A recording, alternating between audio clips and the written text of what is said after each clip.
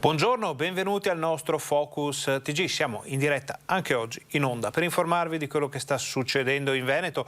Ci rivediamo dopo il lungo weekend pasquale che ha riportato davvero, è il caso di dirlo, il pubblico delle grandi occasioni nelle città del Veneto, nelle aree turistiche del Veneto, anche sulla montagna veneta, con migliaia di turisti, visitatori che si sono mossi da sabato, fin da sabato mattina. Poi vedremo le immagini, sentiremo la voce dei nostri giornalisti dalle varie zone del Veneto. Si sono mosse migliaia di persone per andare a visitare le città d'arte, per andare al mare, perché il tempo lo consentiva effettivamente. Le colline veronesi, i colli euganei, tutta la fascia della pedemontana, l'altopiano dei 7 comuni, la montagna, le Dolomiti. Allora, una serie di notizie davvero importanti per il Veneto, perché il comparto turistico ricettivo, la ristorazione, ha avuto modo di tirare una boccata d'ossigeno davvero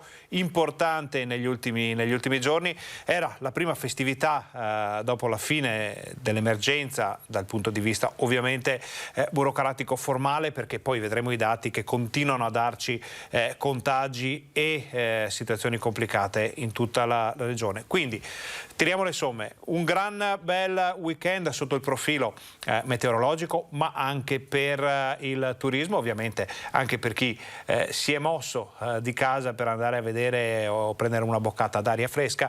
E però adesso c'è da capire che cosa succederà da qui in avanti. C'è un altro weekend importante in arrivo, quello con il ponte del 25 aprile, che potrebbe essere funestato, ma questo lo vedremo solamente fra qualche giorno, da qualche piovasco, da un peggioramento delle condizioni meteorologiche. Quindi tutto ancora da vedere, tutto ancora da capire. Lo mettiamo in fila come sempre nel nostro Focus TG, nel quale vediamo le notizie più fresche, le notizie dal Veneto. E nelle ultime ore in Veneto sono avvenuti purtroppo incidenti stradali molto gravi, alcuni con esito mortale. Andiamo per esempio nel Trevigiano per vedere il primo di questi incidenti. L'auto che procede regolarmente lungo la strada e poi improvvisamente scarta e invade la corsia opposta proprio mentre sopraggiunge un'altra vettura.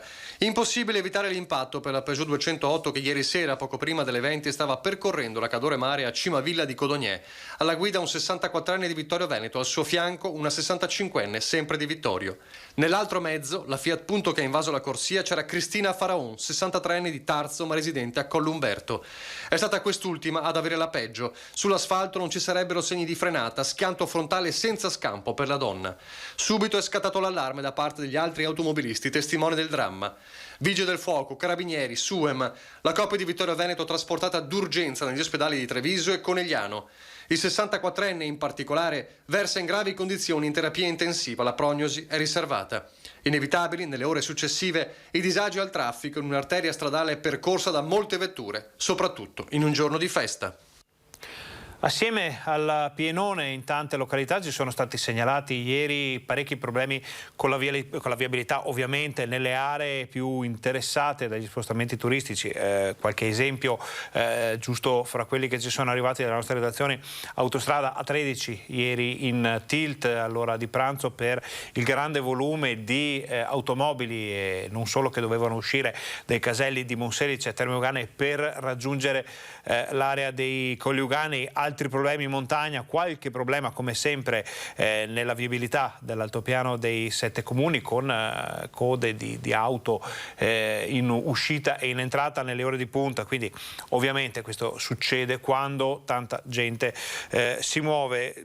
Torniamo a parlare di incidenti stradali. Un altro sinistro ancora per molti versi misterioso è avvenuto sul Monte Grappa, dove un giovanissimo di Borso del Grappa ha perso la vita. È stato ritrovato quando ormai non c'era più niente da fare. Vediamo il servizio. Un tragico volo di 400 metri e il pick-up ormai accartocciato su se stesso, visto e recuperato poco prima dell'alba. Non c'è stato scampo per Mattia Citton, 23enne di Borso del Grappa, ultima vittima in ordine di tempo della drammatica Pasquetta sulle strade. L'incidente è avvenuto nella zona di Solagna, lungo la strada panoramica delle Penise che porta a Colmoschin.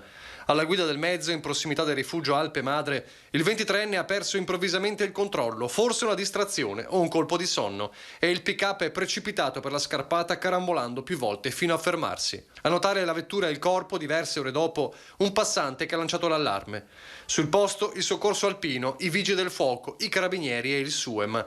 La tragica scena è apparsa subito chiara ai loro occhi. Il mezzo distrutto e poco distante il corpo ormai senza vita di Mattia Citton, sbalzato fuori dall'abitacolo nel tremendo impatto. Impossibile fare qualcosa per lui se non constatarne il decesso. I pompieri hanno messo in sicurezza il mezzo mentre la vittima è stata trasportata dai vigili del fuoco e una squadra del soccorso alpino per circa 300 metri più a valle, fino alla strada. Le operazioni sono terminate poco prima delle 8.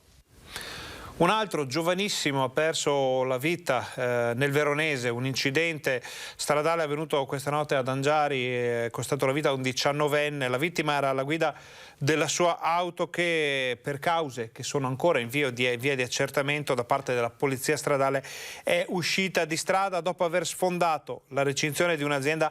Ha finito la sua corsa contro un albero. Lo schianto è stato fatale al 19enne, del quale al momento non è ancora stata resa nota l'identità. Il giovane è stato ucciso sul colpo dallo schianto. Inutili i soccorsi dei medici del SUEM 118 intervenuti assieme ai vigili del fuoco. Poco prima un altro 22enne era morto in un altro incidente sempre nel Veronese.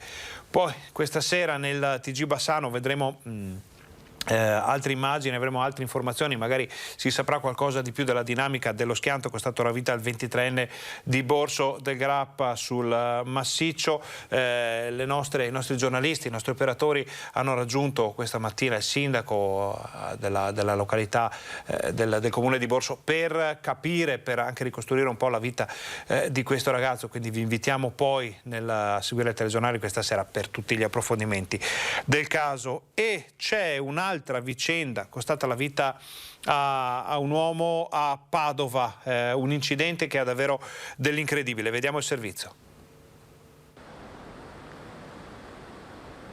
2 mazzi di fiori e qualche candela nel luogo in cui è precipitato Andrea Buosi, il 47enne di San Biagio di Callalta, che ha perso la vita il giorno di Pasqua mentre stava percorrendo quel tratto in bicicletta lungo il Bacchiglione.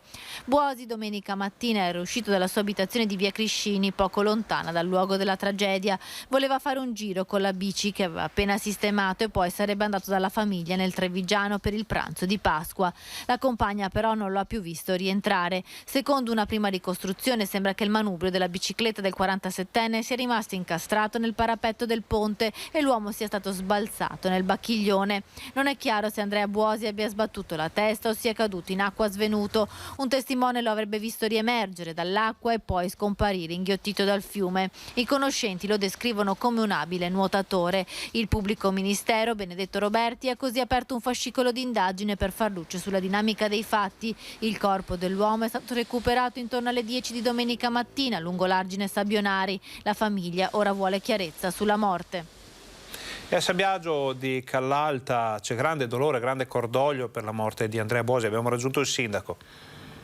In questi giorni purtroppo, perché è anche come è successa una cosa che dà dell'incredibile, ma il mio pensiero va alla famiglia alla quale manca un figlio, ecco. Questo è in questo momento il pensiero. Queste tragedie ormai non so, troppe volte si ripetono, non dovrebbero mai accadere. È una dinamica assurda sulla quale si sta ancora indagando, quella che ha causato la morte del trevigiano Andrea Buosi, 47 anni. L'uomo in mountain bike stava percorrendo alle 9 del mattino di Pasqua le chiuse di Volta Barozzo nel Padovano quando il manubrio della sua bicicletta si sarebbe agganciato alla spalletta del ponte. Buosi è stato sbalzato dalla sella finendo una decina di metri sotto nelle acque del fiume Bacchiglione. Un testimone lo ha visto affiorare e poi sparire sott'acqua. Immediato l'allarme, tempestivi soccorsi, ma del tutto inutili. Il corpo è stato recuperato un'ora dopo, verso le 10. Sul posto sono intervenuti gli agenti della polizia locale di Padova, i vigili del fuoco, oltre al personale del SUEM che non ha potuto che accertare la morte dell'uomo.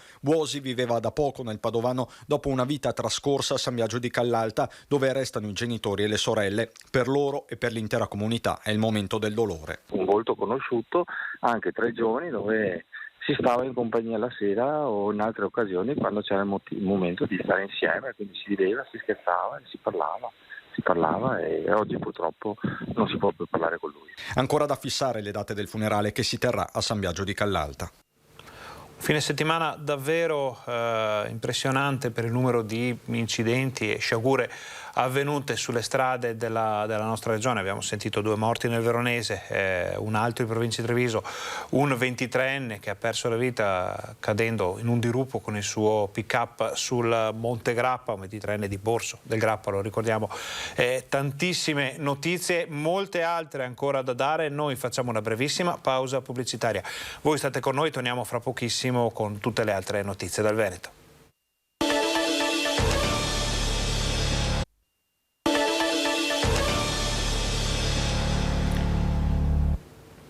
Buongiorno, bentornati al Focus TG.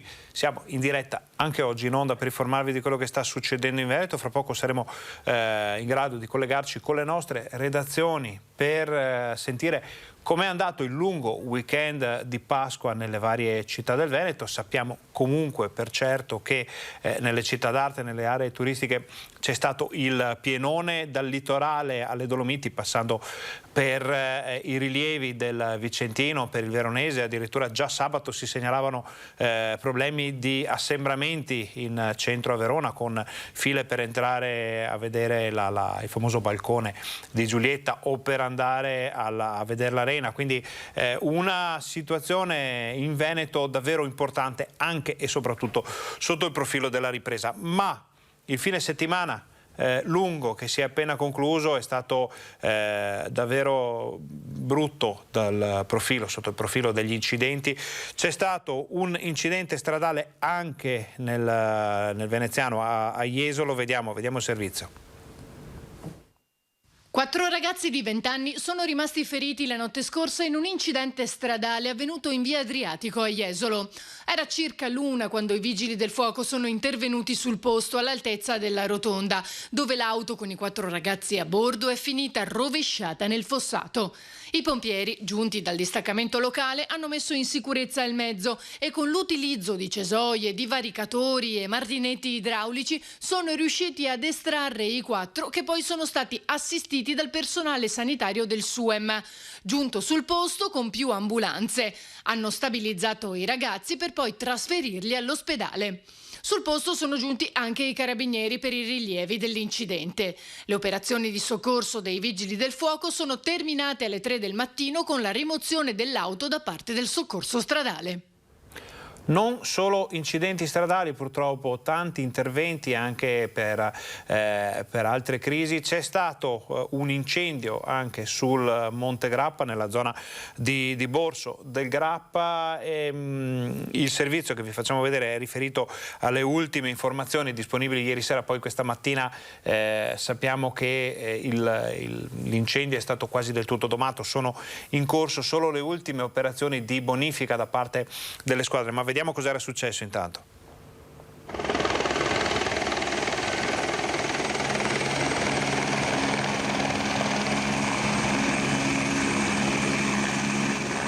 È stato un pomeriggio di mobilitazione in comune di Borso del Grappa, dove alle 12:30 è scattato un allarme incendio. La segnalazione è partita da alcuni parapendisti che stavano sorvolando un bosco e che hanno visto svilupparsi le prime fiamme. La combustione si è alimentata in una zona difficile da raggiungere a piedi, così per spegnere rapidamente il rogo è stato richiesto l'intervento dell'elicottero delle forze antincendio regionali.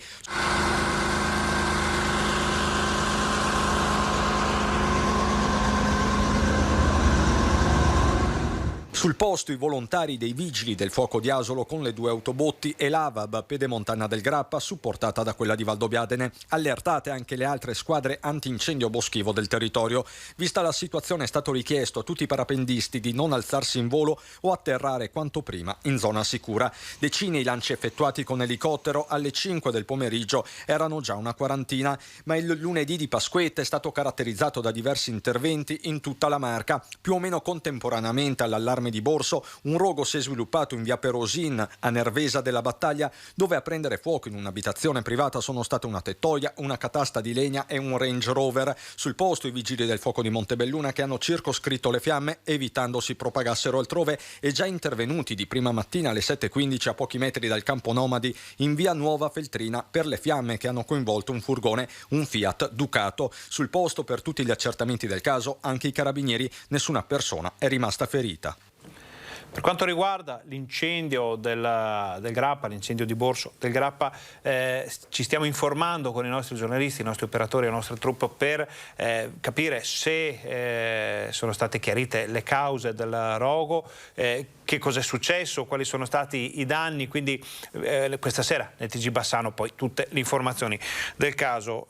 Tanta gente, abbiamo detto, in Veneto, tanti turisti, tanti visitatori, e quando si muove tanta gente, oltre ai problemi con il traffico di cui abbiamo parlato nella prima parte del nostro telegiornale, può capitare che ci siano incidenti, se non in montagna, almeno sulle zone collinari. Giornata di super lavoro, quella di ieri, dell'altro ieri, per il soccorso alpino.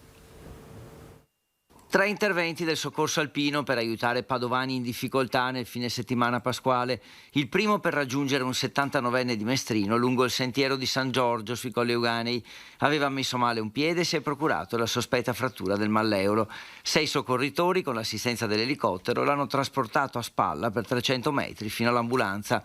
L'elicottero di Treviso Emergenza è stato invece sul Carega, nel Vicentino, dove una coppia di Padova stava scendendo lungo la ferrata, quando la ragazza, una 26enne, attraversando un nevaio era scivolata, aveva dolore a una caviglia e si era impaurita. Dopo averli individuati, sorvolando la zona, lei l'ambulanza ha recuperato entrambi per trasportarli all'ospedale di Sant'Orso. Nel Bellunese, infine, il soccorso alpino di San Vito di Cadore è intervenuto lungo il sentiero che scende da Malga Ciauta a Borca di Cadore. Una donna di 59 anni di Padova, che era col marito, era scivolata sul ghiaccio nascosto dalle foglie, riportando un sospetto trauma alla caviglia. È stata accompagnata all'ambulanza e quindi all'ospedale di Cortina. Nonostante le giornate di festa, nonostante gli impegni da parte dei veneti, non si fermano gli aiuti, non si ferma la solidarietà. Questa è la storia di un bambino ucraino arrivato a Padova con una scheggia di bomba nel cuore. Vediamo. 10 anni appena e una scheggia di bomba conficcata nel torace. È arrivato in azienda ospedaliera a Padova un bambino ucraino rimasto ferito durante la guerra. Il piccolo arriva da Kharkiv ed è stato portato in Italia insieme al padre, che soffre di shock post-traumatico, con un aereo della Guardia Costiera e poi in ambulanza fino a Padova. Di fronte a certe atrocità che non avremmo mai pensato di vedere nel 2022, l'unica cosa che serve è la pace, perché è intollerabile ricoverare in ospedale un bambino colpito da una bomba, ha detto in una nota il presidente del Veneto Luca Zaia, commentando la missione che ha portato a Padova il bambino. La sanità veneta non lascia indietro nessuno nell'emergenza, specie i bambini, vittime inermi innocenti. Ora basta prove muscolari tra grandi leader, conclude il governatore, e si lavori concretamente ad un tavolo per porre fine a questa folle guerra. Il bambino ucraino si aggiunge ai 6 piccoli pazienti ricoverati in oncoematologia pediatrica. Lui però è il primo ad arrivare per colpa delle conseguenze di questa guerra che dura ormai da quasi 2 mesi. Il bambino è stato accolto dai 2 medici Antonio Marzollo, pediatra, e Carmin Schaffer, rianimatore, che nei giorni scorsi erano partiti alla volta della Polonia per portare in Italia i bambini più gravi da curare. Riapriamo il capitolo dedicato al fine settimana, al weekend pasquale. Abbiamo parlato di problemi di traffico, incolonnamenti e altre situazioni un po' complesse da gestire anche per le forze dell'ordine. Ci sono state ovviamente code sulla Treviso Mare, controlli dei carabinieri anche dall'alto. Treviso Mare, le 10 del mattino, lunghi incolonnamenti, traffico sostenuto, sono tanti i trevigiani saliti in macchina per raggiungere le località del mare. Per monitorare da vicino la situazione e prevenire comportamenti pericolosi al volante, i carabinieri hanno messo in campo fin dal mattino un articolato dispositivo lungo le principali direttrici verso il litorale. Mi permetta di fare gli auguri di buona festività pasquale a tutti i telespettatori di Antena 3. Ci troviamo sulla strada regionale 89 Treviso Mare all'altezza del casello autostradale di Treviso Sud, non a caso. La rotatoria di Silea è uno degli snodi più critici della strada verso il mare entro i confini della provincia di Treviso e lì si sono concentrate le pattuglie dell'Arma. Questo giorno di festa il territorio della compagnia Carabinieri Treviso vede impegnate 22 pattuglie in tutto l'arco orario della giornata, coadiuvate dall'occhio dall'alto dei colleghi del 14° elinucleo di Belluno, che coadiuveranno i carabinieri della territoriale, in particolare nelle fasi più critiche, che sono quelle della partenza, l'attuale, e quelle del rientro nel tardo pomeriggio. Una presenza evidente, quella dell'Arma in strada, che serve innanzitutto da deterrente verso i comportamenti scorretti alla guida, a cominciare dall'alta velocità. Il nostro target oggi è quello di fare in modo che sia una giornata di festa per tutti e che il comportamento sbagliato o illegale di pochi possa porre in pericolo l'incolumità di tanti. In mattinata 2 significativi incidenti si sono verificati altrove in provincia. A Pieve del Grappa uno scontro tra ciclisti di uno stesso gruppo ha costretto al trasporto in pronto soccorso a Castelfranco un 58enne vicentino. Vigili del fuoco impegnati nel recupero invece di un furgone uscito di strada e abbandonato dal suo conducente alle 7 del mattino a Mogliano Veneto. Solo attraverso la targa sarà possibile risalire al guidatore e capire in che condizioni si sia allontanato dal luogo del sinistro.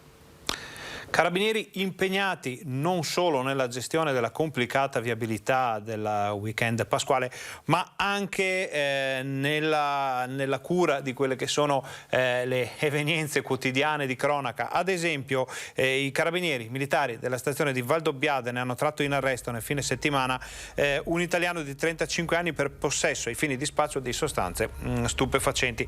I militari hanno notato giovane in circostanze sospette sulla strada fra Segusino e Valdobbiadene, procedendo quindi a un controllo nei suoi confronti. Di fronte all'atteggiamento dell'uomo, i militari hanno successivamente esteso la perquisizione nel suo domicilio, rinvenendo quantità importanti di varie tipologie di sostanze stupefacenti. Il giovane è stato quindi infine arrestato e posto a disposizione dell'autorità giudiziaria. Ne sapremo di più nei nostri telegiornali di questa sera. Adesso noi facciamo un'altra brevissima pausa pubblicitaria. Voi state con noi perché torniamo fra pochissimo, dobbiamo ancora vedere gli esiti di tutti i controlli effettuati nel fine settimana in tutto il Veneto e poi, come dicevamo, sentiamo anche le nostre redazioni per capire effettivamente quali sono state le ricadute positive stavolta dell'importante movimento turistico e di visitatori in tutta la regione. Quindi state con noi, torniamo fra pochissimo.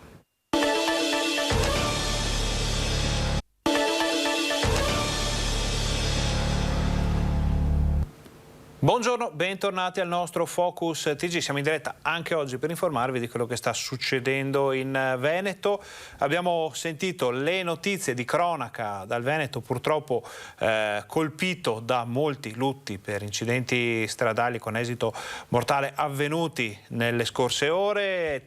Purtroppo anche tanti altri incidenti, tanti feriti, un fine settimana davvero pessimo sotto questo profilo, come non si vedeva da parecchio tempo. Ovviamente, aumentando il numero delle persone su strada aumenta anche la possibilità che si creino queste situazioni. Però i controlli sono proseguiti per tutto il fine settimana. Abbiamo visto poco fa i controlli nella Marca Trevigiana da parte dei carabinieri, anche con gli elicotteri.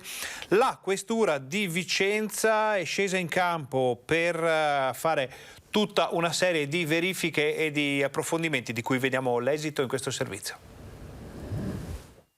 Al termine dei controlli di sicurezza straordinari durante il lungo weekend di Pasqua disposti con ordinanza, il Questore ha emesso 8 decreti di allontanamento dal territorio nazionale nei confronti di altrettanti cittadini stranieri presenti illegalmente in Italia, con l'ordine di eseguirli entro 7 giorni.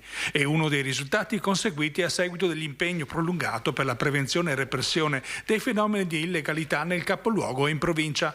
Non solo attenzione verso potenziali minacce della criminalità contro la sicurezza e l'ordine pubblico, pubblico, ma anche controlli delle disposizioni per il contrasto alla diffusione della pandemia, come disposto dal Ministero e concordato al tavolo del Comitato per l'Ordine e la Sicurezza provinciale. Una cinquantina di uomini delle diverse forze dell'ordine impiegati quotidianamente da venerdì in città. Punti sensibili il centro storico, Campomarzio, il quartiere San Pio X e altre aree della periferia. Sorvegliati speciali però, oltre agli edifici religiosi, anche i beni storici, artistici ed architettonici presi d'assalto dai turisti. In totale sono stati controllati 12 esercizi pubblici, ispezionati tutti i principali treni in arrivo in partenza in stazione a Vicenza, effettuati 5 posti di blocco, controllati 150 veicoli e identificate 329 persone, 92 i soggetti con precedenti di polizia su cui sono stati effettuati degli accertamenti. Oltre agli 8 decreti di allontanamento sono stati emessi 15 fogli di via obbligatori con divieto di ritorno nel comune di Vicenza per 3 anni, 14 gli avvisi orali nei confronti di pregiudicati sorpresi in atteggiamenti sospetti. Fine settimana quindi di super lavoro per gli uomini della Questura di Vicenza, fine settimana che era iniziato con controlli straordinari, sempre a Vicenza, sempre da parte della Questura. Vediamo.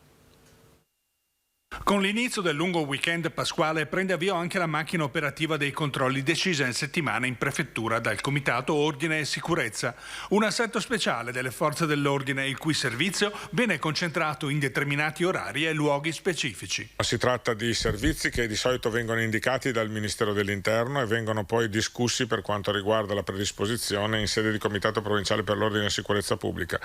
A seguito di queste due fasi il Questore poi emana una specifica ordinanza che coinvolge tutte le forze dell'ordine e tutte le istituzioni che sono deputate ad effettuare questo tipo di servizi, li coinvolge proprio perché vengano predisposti in maniera efficace in prossimità delle festività e che possono essere da deterrente e comunque molto utili in fase preventiva per evitare che si verifichino determinate situazioni di criticità per l'ordine e la sicurezza pubblica. L'emergenza Covid è decaduta, ma proseguono i controlli sulle ultime misure rimaste in vigore. Attenzione particolare rivolta ai turisti. Con le festività pasquali di solito si sposta una gran massa di persone che approfittano dei giorni di festa per visitare altre città, per andare a visitare i musei e qualunque altra cosa possa essere di interesse dal punto di vista turistico.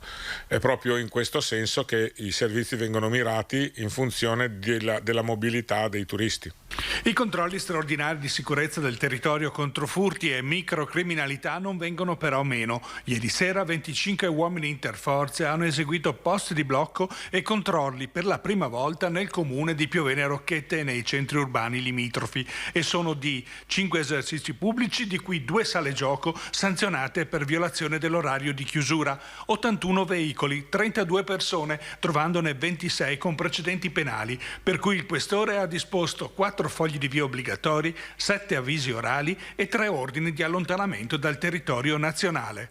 In città, nel frattempo, il sindaco ha firmato un'ordinanza anti-assembramenti di divieto di consumo di bevande alcoliche all'aperto, nei luoghi pubblici o aperti al pubblico, con esclusione dei pubblici esercizi, dei plateatici e i luoghi temporaneamente allestiti in manifestazioni e mercati.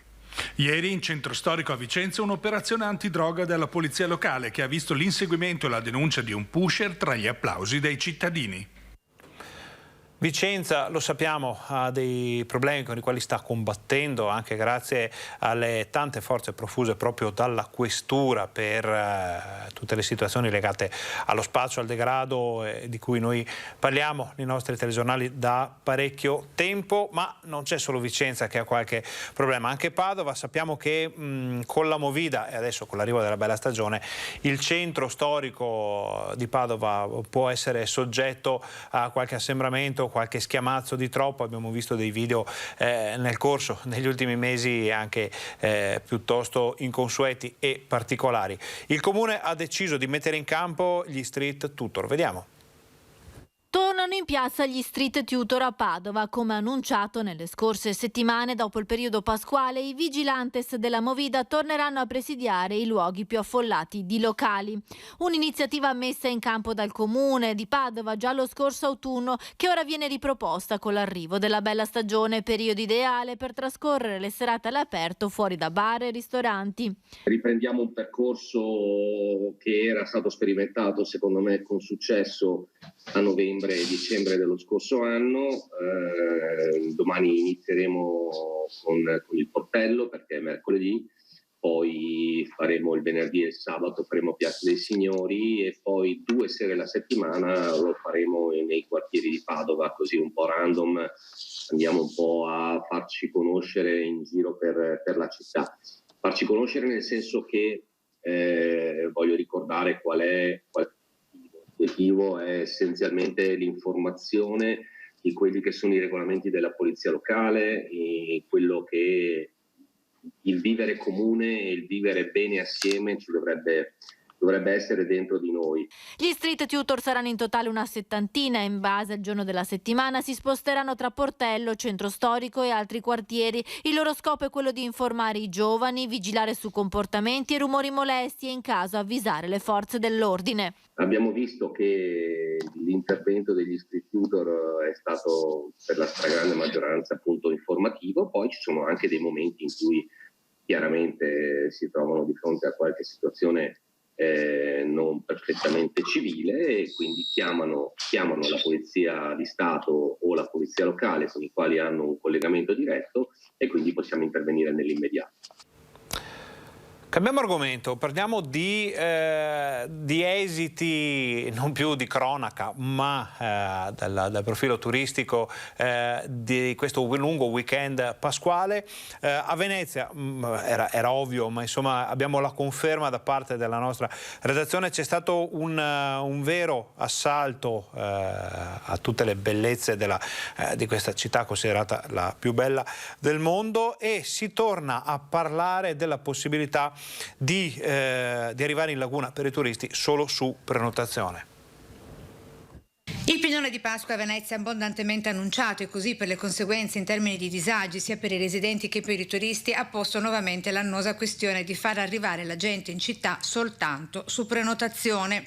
Le persone arrivate nel fine settimana sono state davvero molte, troppe addirittura, con il fiume di oltre 120.000 persone nella sola giornata di sabato, cioè nella previgilia pasquale. In piazzale Roma parcheggi esauriti, lunghe code di auto in sosta in attesa di trovare uno stallo che non si trovava, code risse pure agli imbarcaderi dei vaporetti con ACTV che registrava attese anche di 1 ora e mezza per prendere un ferribotto o un mezzo. Tutto questo nonostante la presenza di cartelli, segnalazioni e operatori. Situazione da delirio, aveva detto il comandante dei vigili Marco Agostini, e così il principale punto di arrivo, piazzale Roma, si era intasato creando code che si sono spinte lungo tutto il Ponte della Libertà. Situazione fotocopia anche per la domenica di Pasqua. Alle 11 tutti i parcheggi erano esauriti, compresi quelli del Tronchetto, e i punti nevralgici della città erano gremiti di turisti. Allora, cambiamo argomento. Adesso abbiamo visto un po' la situazione della Pasqua, la situazione sia sotto il versante della cronaca sia su quello del turismo. Apriamo una parentesi dedicata alle tante segnalazioni che arrivano dai cittadini, da voi telespettatori, per i quali i nostri microfoni sono sempre aperti. Andiamo in provincia di Vicenza, vediamo. Ad Arcugnano, nei cimiteri delle frazioni di Lapio e Pianezze, alcune porzioni dei fabbricati sono stati imbragati con strutture metalliche, ma da qualche tempo non si vedono operai al lavoro e la situazione di degrado viene segnalata e sottolineata dai residenti che chiedono spiegazioni all'amministrazione comunale, come ad esempio nella pagina Facebook del comune. Noi siamo andati direttamente in municipio a portare la voce dei cittadini. Sì, i residenti telefonano, li rassicuriamo, non ci sono situazioni di pericolo e, come ho già detto, cercheremo nel più breve tempo possibile di risolvere il problema e di dare soddisfazione a tutti quelli che vogliono andare a visitare i loro cari al cimitero. Ma cos'è successo? Perché i loculi e parti del porticato presentano inquietanti fessurazioni? È successo che un dissesto idrogeologico ci ha portato ad avere delle crepe sui loculi di un paio di cimiteri comunali. Siamo partiti subito, abbastanza velocemente, cercando finanziamenti in regione, perché la sistemazione comporta spese di cifre molto importanti.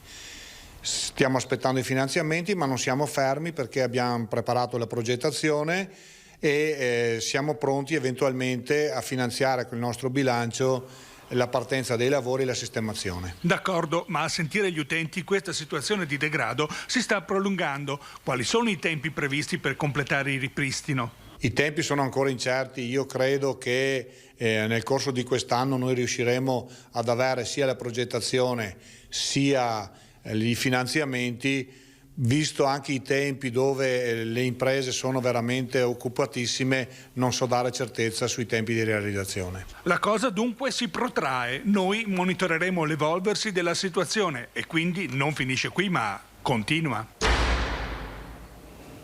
Ovviamente tutte le nostre redazioni si occupano quotidianamente delle tante segnalazioni che arrivano via WhatsApp, via mail, tramite il telefono. Noi le seguiamo, le approfondiamo, le verifichiamo, le portiamo all'attenzione di chi di dovere e ve le raccontiamo ovviamente nei nostri telegiornali finché si arriva a una conclusione di qualche genere. Allora invece andiamo a Padova, dove è stato portato a termine un murales per celebrare la Pasqua e la pace. Uno street artist nella notte del 17 aprile ha fatto apparire tra Palazzo Moroni e Palazzo della Ragione una delle sue opere. L'opera dell'artista vicentino ritrae un piccione, una colomba possiamo dire, con il metto da guerra e il ramoscello d'ulivo nel becco, mentre sgancia una bomba atomica con la dicitura in inglese: maneggiare con cura, non lasciar cadere. Grazie, quindi una serie di indicazioni piuttosto precise da parte di questo street artist molto celebre in Veneto, che ogni tanto fa apparire le sue opere d'arte, in questo caso nel pieno centro storico di Padova. Ora facciamo un'altra brevissima pausa pubblicitaria. State con noi, torniamo fra pochissimo.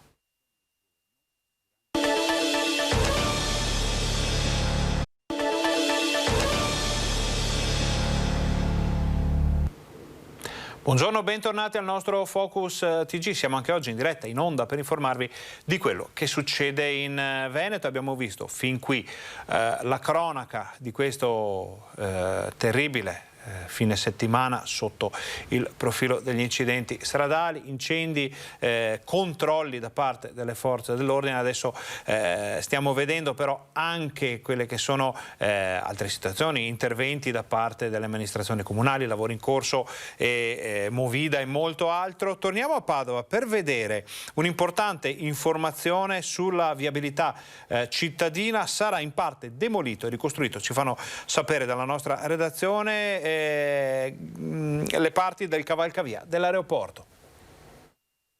Cavalcavia e cavalcaferrovia di Brusegana, dell'aeroporto. La giunta comunale ha già stanziato 1 milione di euro perché sembra sia pressoché obbligatorio demolirne una parte e ricostruirla. Vediamo perché. I problemi statici riguardano il tratto di cavalcavia che attraversa la linea ferroviaria Padova-Bologna. Le prime avvisaglie all'inizio di marzo. Il Comune, dopo una verifica strutturale, aveva vietato il transito ai mezzi pesanti con carichi sopra le 20 tonnellate. Ora, per maggior sicurezza, ha iniziato a studiare un intervento di demolizione e ricostruzione solo di quel tratto, ma anche una viabilità alternativa per auto, mezzi pubblici, biciclette. Il problema maggiore sarà sotto il cavalcavia dell'aeroporto per i tanti treni. I lavori verranno eseguiti di certo in estate, quando il ponte è meno transitato e di sicuro non nel 2022.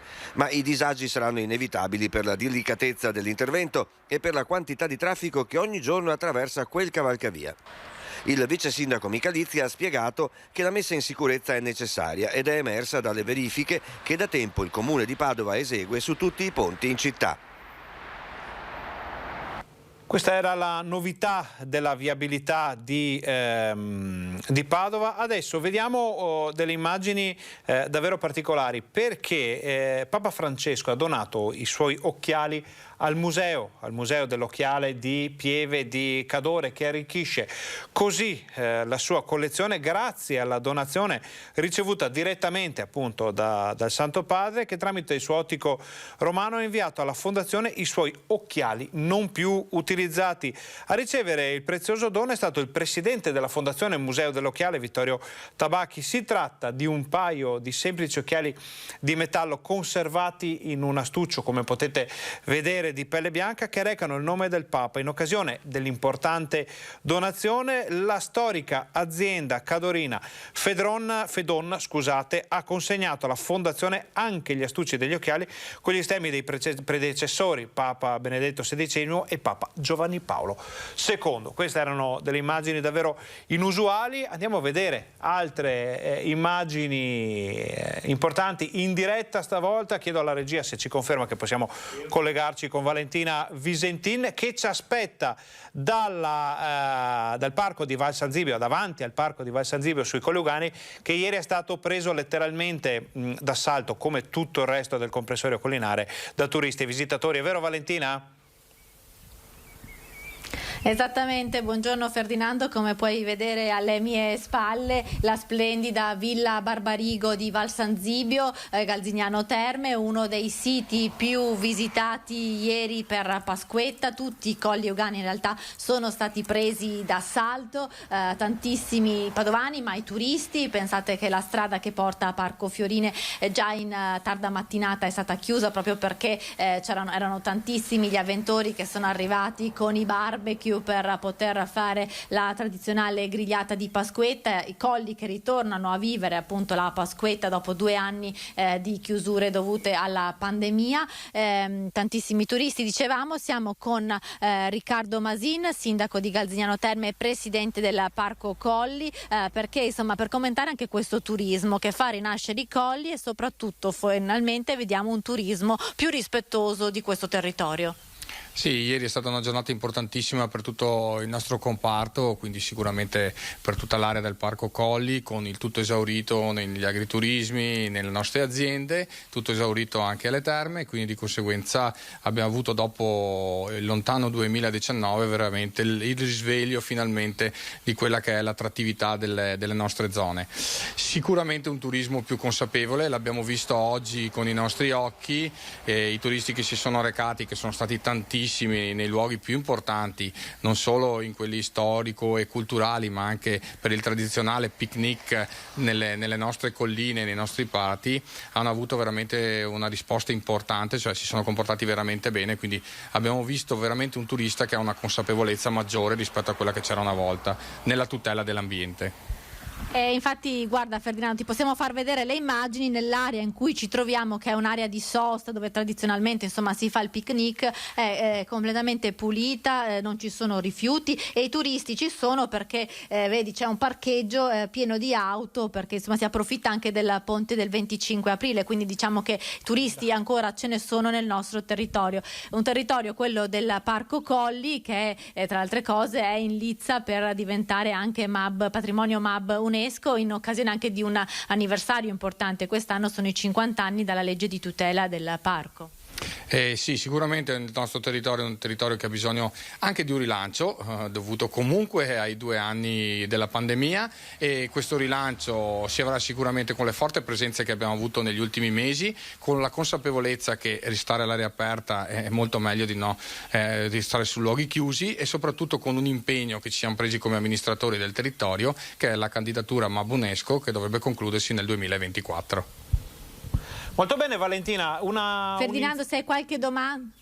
Allora, intanto grazie per queste informazioni, teniamo tutte le dita incrociate per questa importante candidatura, perché avere un altro territorio in questa lista di importanti siti sarebbe davvero fondamentale. Avrei una domanda per il Presidente. Sappiamo che nei Colli Euganei ci sono stati nel corso degli anni alcuni problemi legati un po' a comitive indisciplinate che accendevano fuochi, facevano il barbecue fuori dalle aree consentite. sentite, a volte sono intervenuti anche i vigili del fuoco, ci pare di vedere che invece quest'anno questi atteggiamenti, questi comportamenti non si siano verificati, è vero? Sì, diceva Ferdinando che di solito nei colli c'è sempre il timore per i fuochi, barbecue, che spesso ci sono persone un po' indisciplinate, e quest'anno invece non ci sono particolari episodi da segnalare. Allora, non ci sono particolari episodi da segnalare, sappiamo benissimo che comunque è stata fatta una forte campagna di sensibilizzazione, soprattutto negli ultimi anni, e non solo fatta dalle guardie parco e quindi da coloro che a livello volontario stanno dando anche quelle che sono le indicazioni per un corretto utilizzo del territorio, ma anche da una portata azione che ormai da molti anni sta facendo l'antincendio boschivo, quindi i servizi forestali, nelle attività non solo di repressione ma soprattutto di comunicazione di quelle che sono le buone prassi. Molto bene Valentina, noi ti ringraziamo per questo collegamento, ringraziamo anche il tuo ospite, presidente del Parco Colli. Torneremo a parlare del Parco Colli di sicuro nell'immediato futuro, perché con il ponte del 25 aprile, col 1° maggio in arrivo, insomma sappiamo che è un territorio davvero molto molto apprezzato dalle persone, e noi ve lo raccontiamo quasi ogni giorno nei nostri telegiornali. Adesso andiamo avanti, perché fra poco potremo essere collegati anche con un'altra area molto turistica, molto interessata dal turismo in Veneto. Siamo nella Pedemontana, passiamo da una villa veneta con un giardino bellissimo come quella di Val San Zibio, dove eravamo solo pochi istanti fa, passiamo al castello di Marostica, medievale, però una cittadina dal grande fascino, dal grande richiamo. Aspetto l'ok della regia per dare la linea a Chiara Gaiani, poi sentiamo com'è andato il lungo fine settimana anche a Marostica, ma abbiamo visto delle immagini, le vedremo poi magari stasera di nuovo nel telegiornale, con una Bassano presa d'assalto, Marostica tantissima gente, Altopiano dei 7 comuni idem, nonostante la temperatura non proprio ottimale nelle parti più alte, quindi tutto il territorio del Vicentino davvero in ripresa. Ma andiamo subito da Chiara Gaiani per sentire com'è andata da quelle parti. Buongiorno Chiara. Buongiorno Ferdinando, buongiorno a tutti i telespettatori. Guardate in che bellissimo posto ci troviamo, siamo all'interno del Castello Inferiore di Marostica, perché è qui il Comune e anche la sua sala consigliare, dove in questo momento è in corso una conferenza stampa per la presentazione della nuova partecipazione non solo del Comune di Marostica ma anche di altri 2 comuni, parliamo di Pianezza e di Colceresa, a un bando per attingere ai fondi del PNRR. I 3 comuni insieme sperano di riuscire ad ottenere 5 milioni di euro, 4 milioni di euro per Marostica, 500 mila euro ciascuno per Colceresa e Pianezza, con un obiettivo particolare che è quello del potenziamento di tutte le strutture che riguardano lo sport. Per quanto riguarda proprio la città di Marostica, l'obiettivo è raggiungere, ottenere i fondi per riuscire a realizzare più che un palazzetto dello sport, una agorà dello sport che verrebbe realizzato in un'area a nord della città e a nord dello stadio Virgilio Maroso, e cioè tra il campo sintetico attualmente già esistente e il bocciodromo comunale, e questo palazzetto darebbe finalmente una casa a tutte le varie attività sportive che si concentrano nella città di Marostica, dal ciclismo al calcio, all'atletica, con la possibilità anche di poter assistere ai vari appuntamenti sportivi, perché si troverebbe in un posto strategico della città, collegato sia al polo scolastico, e il connubio, l'importanza del binomio sport-scuola qui a Marostica era già stato capito, pensate, con il primo piano regolatore, parliamo del 1970, ma vicino anche alla stazione degli autobus di prossima realizzazione, quindi diciamo una zona molto collegata. Ovviamente si partecipa al bando, il comune attende notizie, tutte e 3 le amministrazioni comunali stanno facendo tutti gli atti preliminari, quindi i passaggi necessari all'interno dei consigli comunali, per poi insomma vedere come andranno le domande e capire se arriveranno questi soldi. Andasse male, il sindaco Matteo Mozzo ci ha detto che questo progetto è pronto per tentare di accedere ad altri finanziamenti. Chiara, intanto questo ci fa piacere, perché Marostica già è una città di manifestazioni, insomma, come non citare la famosa partita a scacchi, ma anche un nutrito programma di concerti, manifestazioni, iniziative. Sapere che la città può aprirsi anche a importanti manifestazioni sportive, insomma, fornisce un'immagine ancora più chiara di quelle che sono le proposte della Pedemontana. Prima di lasciarti andare, ti chiediamo se avete avuto già modo di fare un po' il punto della situazione degli arrivi turistici o comunque dell'afflusso turistico nel weekend pasquale, oppure se magari ne parliamo adesso con il sindaco, ne parlate adesso con il sindaco e lo vediamo questa sera nel telegiornale.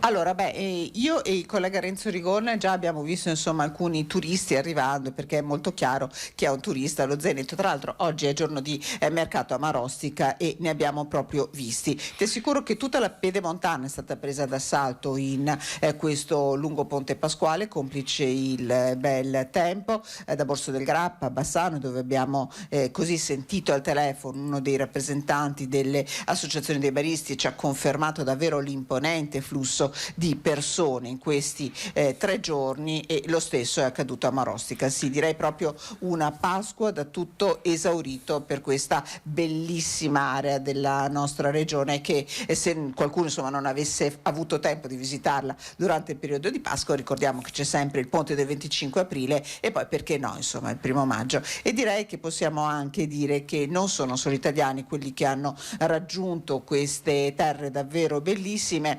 Il trofeo di volo libero Montegrappa ha attirato tantissimi turisti che sono arrivati soprattutto dalla Germania, dall'Austria, che sono le terre, diciamo, degli amanti del parapendio, e insomma si ritorna a parlare anche straniero.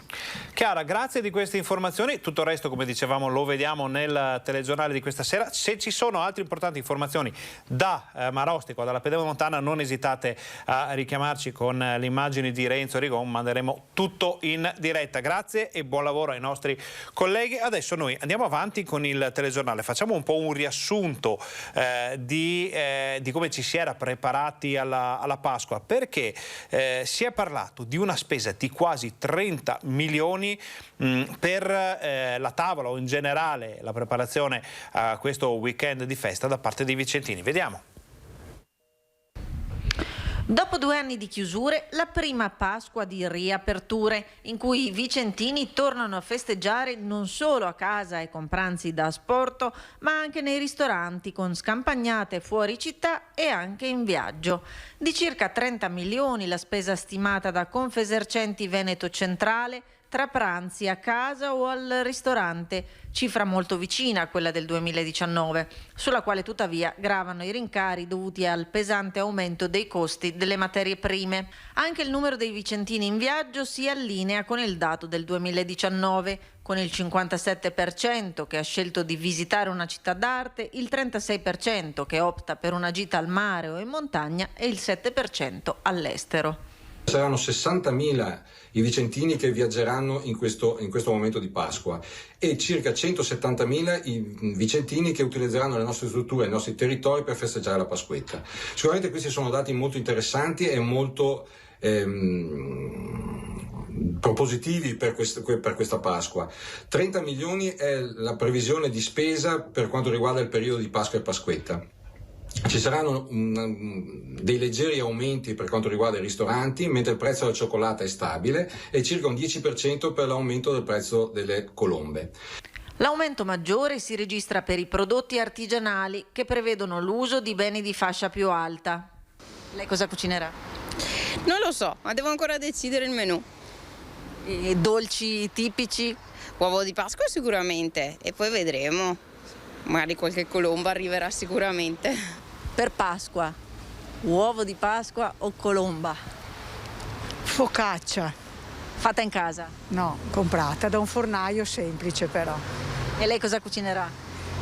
Io penso che farò dell'agnello al forno, una pasta con gli asparagi delle verdure di campo perché siamo di stagione, un po' di polenta, un po' di insalata, una cosa molto tranquilla.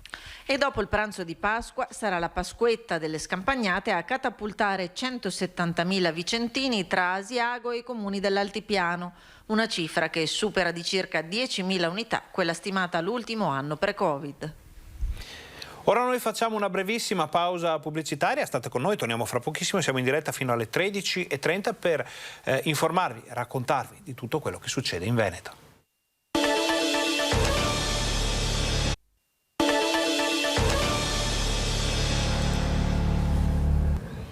Buongiorno, bentornati al Focus TG, siamo anche oggi in onda fino alle 13:30 per informarvi di quello che sta succedendo in Veneto. Abbiamo visto collegamenti con i nostri giornalisti, i nostri operatori da Val San Zibio sui Colli Euganei, da Marostica nella pedemontana del Bassanese, due aree prese letteralmente d'assalto ieri ma anche domenica, giorno di Pasqua, e già con le prime avvisaglie di un sabato davvero sopra le righe per un turismo a volte di prossimità, a volte con arrivi da lontano. A Bassano ad esempio tantissimi turisti stranieri provenienti da paesi soprattutto europei, qualche americano anche, per un flusso turistico che non si vedeva da un bel pezzo, come quantità, come qualità, come tipologia, come capacità di spesa, quindi molte situazioni davvero importanti per il comparto turistico del Veneto, che lo sappiamo ha vissuto momenti difficili a causa della pandemia, ma come sempre nel DNA di questa regione c'è la capacità di rispondere alle sfide in modo adeguato. Andiamo a Padova, anzi torniamo a Padova per vedere l'effetto dell'Urbs Picta sul weekend pasquale, con prenotazioni da tutto esaurito già parecchi giorni fa. Padova is such a nice city and we love it to be here. Piace Padova e piace Giotto con il fascino dei suoi affreschi. L'Urbs Picta traina il turismo pasquale in città. I numeri di presenze ricordano quelli pre-pandemia. I dati del settore avevano già mostrato una crescita nell'estate del 2021, ma anche questi primi mesi del 2022 sono stati al momento proficui. Un segnale di ripresa che molto deve al prestigioso riconoscimento UNESCO del ciclo di affreschi trecenteschi dell'Urbs Picta, diventati a luglio patrimonio dell'umanità. La Cappella degli Scrovegni in questo fine settimana pasquale, per i primi giorni della prossima settimana, conta già 4.800 visite prenotate. Anche Palazzo della Ragione registra più presenze rispetto al 2019. La Basilica del Santo resta tra le mete preferite insieme all'Orto Botanico. Da dove venite? Da Roma. Come mai avete scelto Padova? Un po' di Venezia, un po' di Padova, un po' di amici. Cosa avete visto qui a Padova? A Padova solo la Basilica del Santo. Tutto qua, Oggi. sì. Adesso forse la vediamo all'Orto Botanico. Da Croazia, del Parenzo. Come mai avete scelto Padova? Perché il nostro piccolino Enea è nato proprio il giorno di San Antonio e così siamo venuti con la figlia e con piccolino sul vedere questo posto. Venuti in bicicletta, abbiamo fatto la ciclabile del Brenta, sono una cinquantina di chilometri da Sottomarina Chioggia, bellissima. E c'era un po' di vento ma non ha dato fastidio più di tanto. E adesso fate la Basilica del Santo, poi cosa vedete a Padova? E poi decidiamo, perché dobbiamo considerare quanto tempo ci mettiamo, perché andiamo con calma, siamo in gita, non siamo... Qui eravamo sul sagrato della Basilica del Santo, entriamo nella Basilica del Santo per sentire le parole del Rettore in occasione della Pasqua. Credo che tutti noi portiamo nel cuore il grande desiderio della pace, conosciamo la situazione drammatica che si sta svolgendo qui vicino a noi. Credo che ciascuno di noi possa contribuire alla pace facendo proprio il desiderio di metterla in atto lì nei luoghi in cui viviamo, per cui nelle nostre famiglie, nei nostri luoghi di lavoro. Il poco che possiamo fare dove viviamo certamente tornerà a beneficio di tante invocazioni a favore della pace. Una pace che passa dalle piccole azioni concrete del quotidiano. Solo così possiamo aspirare alla pace tra i popoli. Il messaggio del Rettore della Basilica del Santo, padre Antonio Ramina, in occasione della Pasqua, ne invita i padovani a perseguire con i gesti quotidiani uno dei beni più importanti. In questi giorni di celebrazioni pasquali la Basilica ha accolto tantissimi fedeli, in attesa e con la speranza che dopo 2 anni di pandemia si possa tornare a vivere in presenza la processione del Santo, tanto attesa il prossimo 13 giugno. Speriamo che questo questo orientamento ad una riapertura possa proseguire con serenità. Andiamo a Treviso adesso, dove le associazioni di categoria avevano fatto un sondaggio, in questo caso fra i ristoratori e i panificatori, per capire come si sta muovendo il settore, il comparto in vista delle festività pasquali, ma anche del ponte del 25 aprile, poi il 1° maggio, quindi questa ripresa di primavera. Sentiamo com'è andata. Sembra proprio che sia una Pasqua di resurrezione anche economica e commerciale, finalmente. La prima Pasqua aperta dopo 2 anni e quindi le attese sono sicuramente in linea con le prenotazioni che sono già arrivate e che comunque si attendono nei prossimi giorni da qui a domenica. La ripresa finalmente si fa sentire e a Pasqua per ristoratori e panificatori il lavoro non mancherà. Lo annunciano con soddisfazione FIPE e Gruppo Panificatori di Confcommercio alla luce di un sondaggio effettuato nelle scorse ore su una trentina di attività. La ripresa c'è e le festività primaverile fanno da traino. Risultano attività in aumento soprattutto nelle aree collinari, nelle località che hanno una vista panoramica o comunque una posizione all'aperto. Molto bene anche il catering, che è un settore che era stato azzerato durante il lockdown e che invece oggi segnala una forte ripresa e tutto l'anno risulta essere ricco di prenotazioni interessanti confermate. Di contro c'è la carenza ormai cronica di personale, difficile gestire i picchi di lavoro. Rimane questa difficoltà di organizzare la forza lavoro rispetto agli ordini che arrivano e non è sempre facile, ecco. Resta comunque uno scenario incoraggiante, malgrado la pandemia, malgrado il freno imposto dalla guerra in Ucraina, la sensazione è quella della vita anche economica che riprende per il terziario. Speriamo che appunto anche il passaggio dal 1° maggio a togliere le mascherine sicuramente darà anche psicologicamente un segnale di fiducia nella ripresa. Ci lasceremo un pochino alle spalle, come già capitato per gli altri anni, e la finestra difficile dell'anno, e apriremo invece le porte al periodo buono estivo, che ha sempre potuto garantire il sostentamento economico delle nostre attività. Restiamo in zona perché la Domenica Ecologica di Treviso è stata anticipata al giorno di Pasquetta, lunedì dell'Angelo. Vediamo come è andata. Pasquetta ecologica a Treviso, interno Mura ha vietato le auto in un insolito lunedì in cui ti aspetteresti di trovare ben poche persone a passeggio, complice la tradizionale gita fuori porta.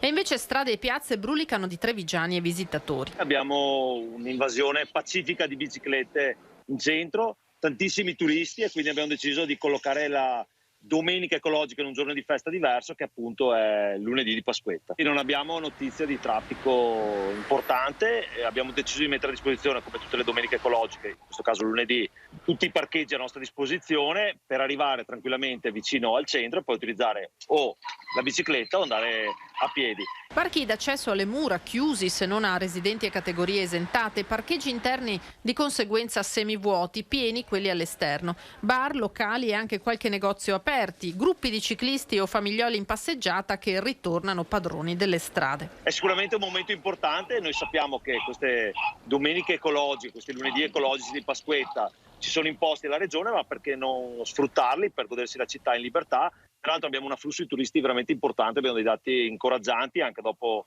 il lockdown degli anni scorsi, visto l'affluenza aeroportuale. Al di là dell'obbligo di legge di programmare e svolgere le giornate ecologiche per contribuire a ridurre lo smog, conclude l'assessore all'ambiente Manera, questi appuntamenti si stanno rivelando delle opportunità positive per la città. I bilanci sono stati estremamente positivi, onestamente, perché poi anche le persone si abituano, i ristoratori hanno capito e quindi hanno fornito un servizio a tutta quella gente che ha invaso pacificamente la nostra città.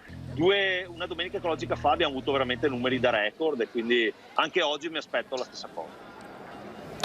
Vediamo la cosiddetta Pasquetta sul Piave che tornava dopo 2 anni di stop.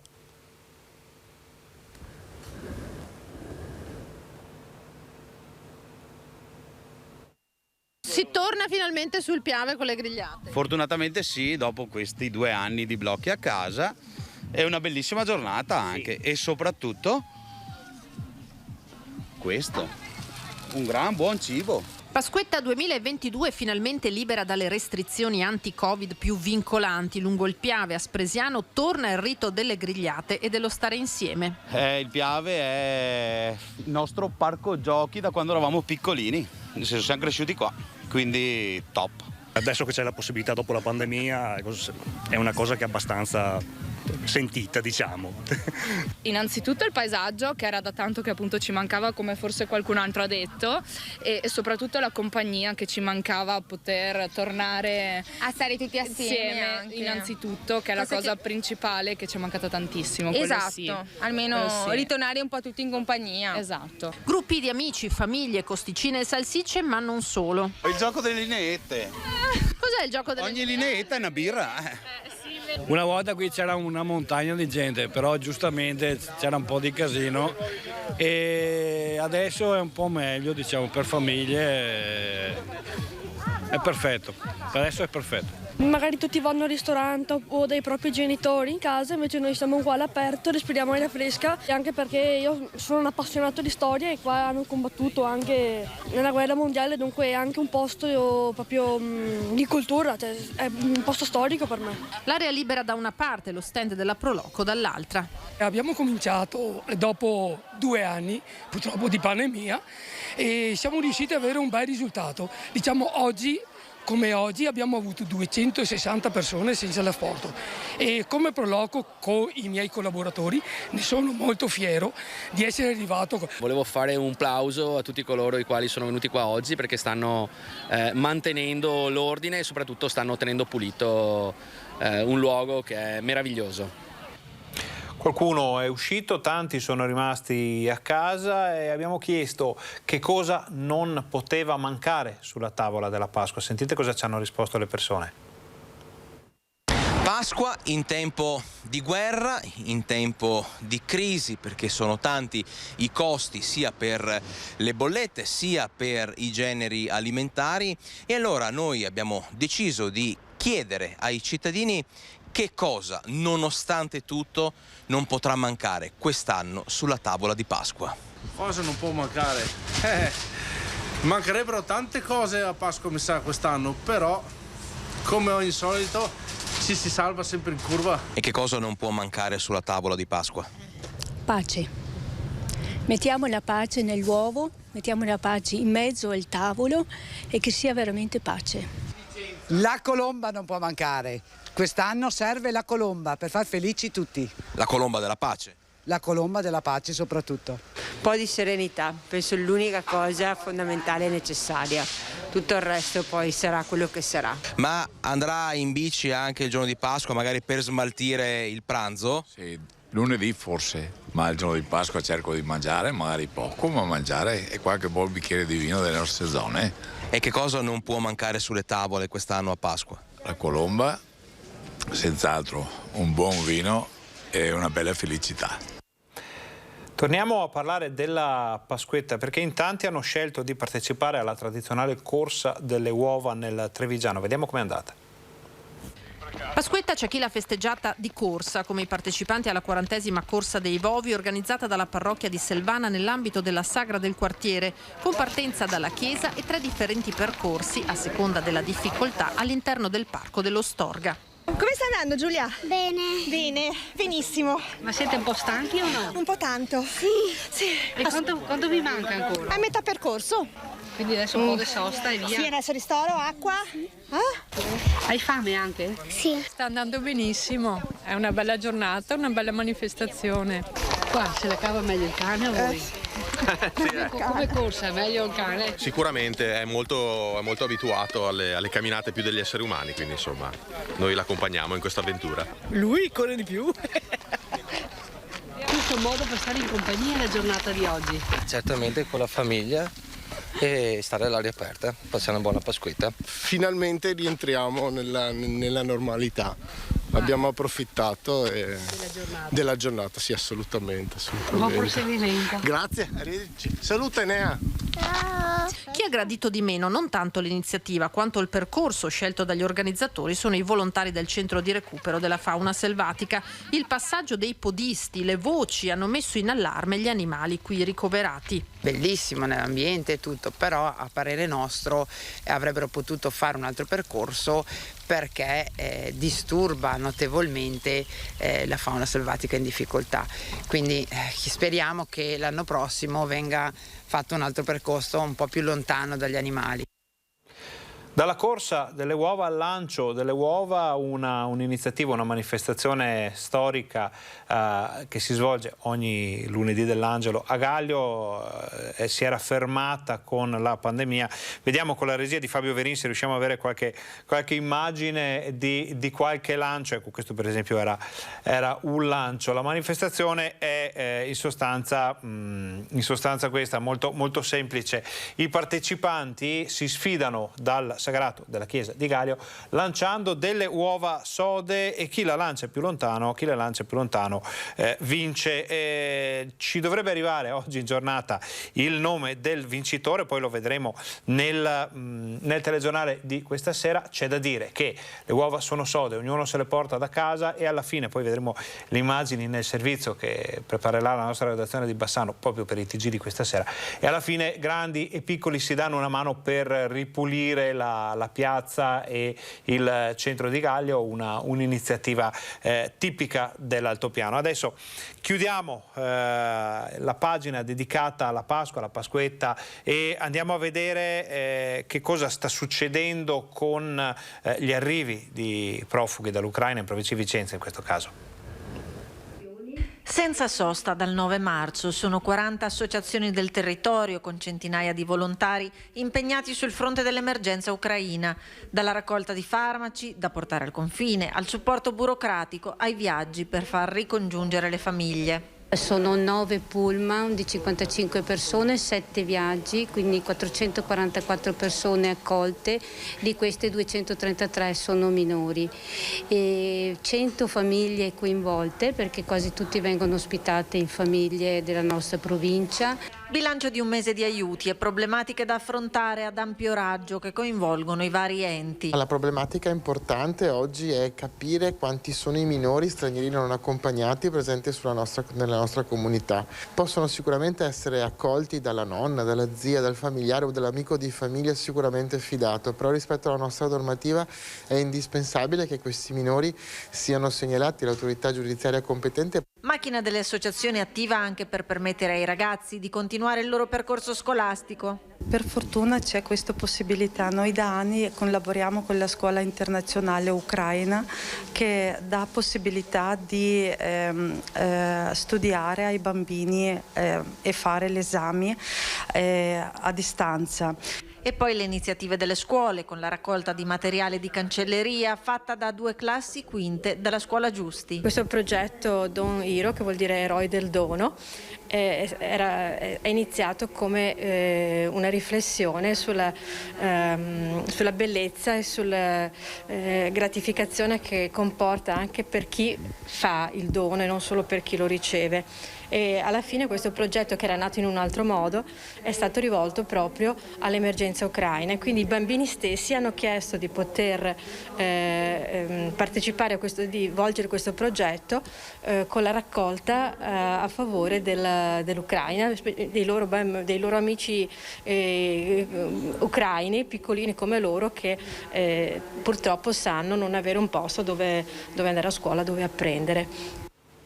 Voltiamo pagina, parliamo dei rischi che sta correndo l'agricoltura del Veneto in generale, ma in questo caso della Pedemontana in particolare, con la siccità, e non solo, perché i venti di guerra che soffiano sull'Europa stanno creando parecchi problemi con l'innalzamento dei costi delle materie prime, il costo dell'energia. Pare che possano arrivare nei prossimi giorni alcune perturbazioni, ma ovviamente col meteo bisogna verificare e valutare tutto poi al momento. Intanto ne abbiamo parlato col presidente del Consorzio Bonifica Brenta.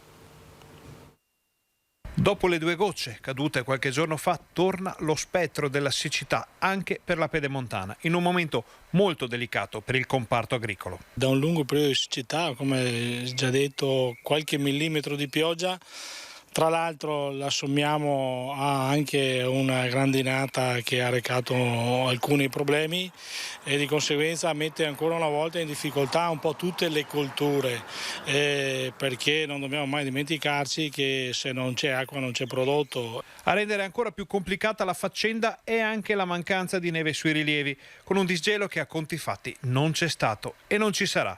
E così tutte le colture vanno in sofferenza. Un po' tutte le colture soffrono perché hanno bisogno tutte di acqua. Teniamo presente che il Bassanese è una zona orticola, gli ortaggi per essere messi a dimora devono essere irrigati, ci vuole acqua, sistemi di irrigazione di precisione, ma non di meno tutti i cereali, soprattutto il mais, che in questo momento sta per essere seminato, sempre con l'incognita di cosa succederà quest'estate. Su tutto pesa come un macigno la situazione internazionale, con gli aumenti delle materie prime e dell'energia che vanno a influire negativamente sui bilanci delle aziende agricole.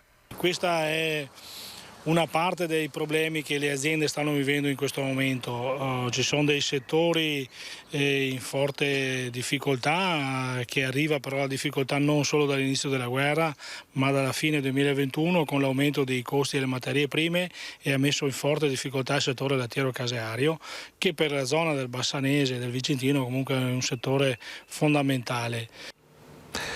Continuiamo a parlare dei problemi legati all'innalzamento dei costi delle materie prime e dell'energia. Ci sono fortissime speculazioni, dicono gli industriali. Vediamo il servizio.